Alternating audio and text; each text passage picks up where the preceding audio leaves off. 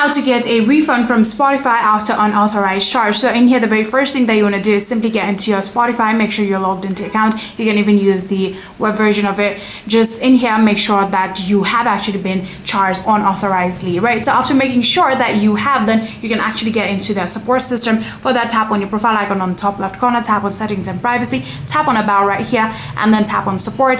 And after doing that, we'll get into this particular link, tap on payment and billing, then tap on charge help, and then from there we'll need to contact them. So simply tap on contact us, then you can tap on message us link right here.